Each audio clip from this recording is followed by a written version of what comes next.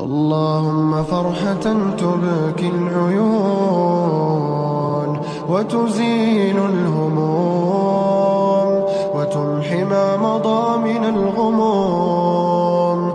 يا رب أناجيك بقلب أيوب ولست ببالغ ضره، وبدمعة يعقوب ولست ببالغ صبره.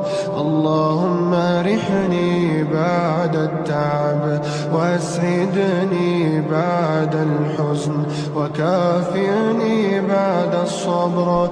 اللهم إني أعيذك قلبي من وحشة الدنيا وكدرها، ومن حر جهنم وجمرها.